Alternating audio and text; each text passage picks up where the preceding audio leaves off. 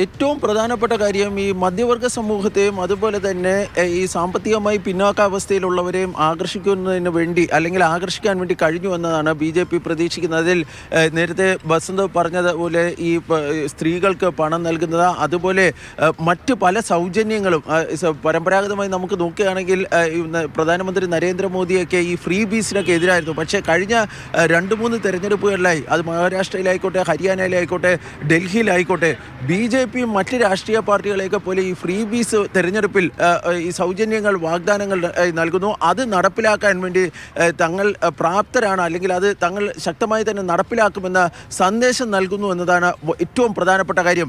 രണ്ടാമത്തേതായി പ്രധാനമന്ത്രിയുടെ പ്രസംഗം, അത് യഥാർത്ഥത്തിൽ അരവിന്ദ് കെജ്രിവാളിന്റെ ഡൽഹിയിലെ പ്രഖ്യാപനങ്ങൾക്ക്, അവിടുത്തെ സർക്കാരിന്റെ നയങ്ങളെ വിമർശിച്ചുകൊണ്ടായിരുന്നില്ലേ?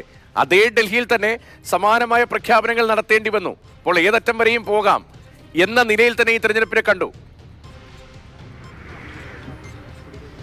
തീർച്ചയായും അങ്ങനെ തന്നെയാണ് BJP ഈ തെരഞ്ഞെടുപ്പിനെ കണ്ടിരുന്നത്. കാരണം ഈ അരവിന്ദ് കെജ്രിവാളും ആം ആദ്മി പാർട്ടിയൊക്കെ തെരഞ്ഞെടുപ്പിൻ്റെ ഒരു ഘട്ടത്തിൽ നടത്തിയിരുന്ന പ്രചാരണം, ഈ ആം ആദ്മി പാർട്ടി അധികാരത്തിൽ നിന്ന് പോവുകയും BJP അധികാരത്തിൽ നിന്ന് വരികയും ഒക്കെ ചെയ്യുകയാണെങ്കിൽ ഡൽഹിക്കാർക്ക് ലഭിച്ചുകൊണ്ടിരുന്ന, കഴിഞ്ഞ 10 വർഷമായി ലഭിച്ചുകൊണ്ടിരുന്ന പല ആനുകൂല്യങ്ങളും നഷ്ടപ്പെടുമെന്നതാണ്. കാരണം പ്രത്യേകിച്ച് ഞാനൊരു ഡൽഹി വാസിയാണ്, എന്നെ സംബന്ധിച്ചിടത്തോളം അറിയാം, ഈ വെള്ളത്തിനും വൈദ്യുതിക്കും ഒക്കെ രാജ്യത്തെ ഏറ്റവും കുറഞ്ഞ നിരക്ക് നൽകേണ്ടി വരുന്ന സംസ്ഥാനങ്ങളിൽ ഒന്നാണ് ഡൽഹി. കാരണം ഈ ആം ആദ്മി പാർട്ടി അധികാരത്തിൽ വരുന്നതിന് മുമ്പ് നോക്കുകയാണെങ്കിൽ അങ്ങനെയൊക്കെ പലരുടെയും ഈ വീടുകളിലേക്ക് ഈ ഇലക്ട്രിസിറ്റി ബില്ലെന്ന് പറഞ്ഞാൽ വലിയ തുകയായിരുന്നു. അവിടെ നിന്ന് ഒരു സാധാരണക്കാരന് അഫോർഡബിൾ ആകുന്ന തരത്തിലേക്കുള്ള ഒരു തുക മാറിയത് ഈ ആം ആദ്മി പാർട്ടിയുടെ കഴിഞ്ഞ, അല്ലെങ്കിൽ 2014 അരവിന്ദ് കെജ്രിവാൾ അധികാരത്തിൽ വന്നതിന് ശേഷമുള്ളതാണ്.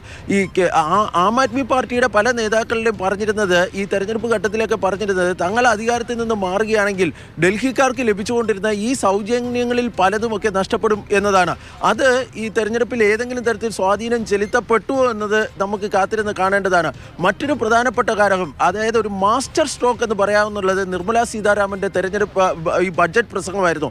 ആ ബഡ്ജറ്റ് പ്രസംഗത്തിലാണ് ഈ ആദായ നികുതി പരിധി ഈ 12 ലക്ഷമായി ഉയർത്തിയത്. അത് ഡൽഹി നിയമസഭാ തെരഞ്ഞെടുപ്പിനെ മുന്നിൽ കണ്ടുകൊണ്ടുള്ള ഒരു പ്രഖ്യാപനമാണെന്ന് പറയാൻ വേണ്ടി പറ്റില്ലെങ്കിലും ഡൽഹി നിയമസഭാ തെരഞ്ഞെടുപ്പിൽ ഏറ്റവും കൂടുതൽ സ്വാധീനിച്ച ഒരു ഘടകമായി മാറുവാനാണ് സാധ്യത. കാരണം ഈ ഓർഗനൈസ്ഡ് സെക്ടറിലെ ഏറ്റവും കൂടുതൽ ഈ പ്രത്യേകിച്ച് മാസശമ്പളക്കാർ, സർക്കാർ ജീവനക്കാർ, ഇതൊക്കെ നിർണായകമായ സ്വാധീനം ചെലുത്തുന്ന ഡൽഹിയിലെ വോട്ടർമാരിൽ അവർക്ക് നിർണായകമായ ഒരു പങ്ക് ഈ വിഭാഗത്തിൽപ്പെട്ടവരാണ്.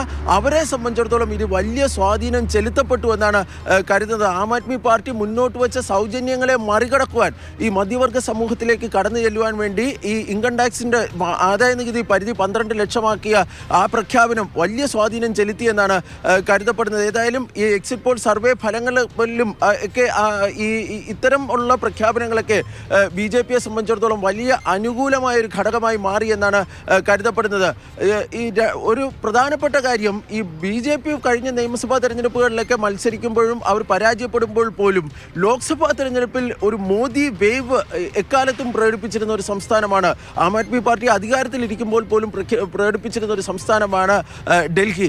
ഇത്തവണ അതുകൊണ്ട് തന്നെ മോദിയെ മുൻനിർത്തിക്കൊണ്ടുള്ള ഒരു ക്യാമ്പയിനായിരുന്നു BJP നടത്തിയിരുന്നത്. അത് ഫലം കണ്ടു എന്ന് വേണം. ഈ എക്സിറ്റ് പോൾ ഫലങ്ങൾ, അതായത് എക്സിറ്റ് പോൾ ഫലങ്ങൾ ഒരു യാഥാർത്ഥ്യമായി മാറുകയാണെങ്കിൽ മോദി ഫാക്ടറും ഈ തെരഞ്ഞെടുപ്പിൽ BJPയെ സംബന്ധിച്ചിടത്തോളം വളരെ അനുകൂലമായിരുന്നു എന്ന് വേണം കരുതേണ്ടതായുള്ളത്.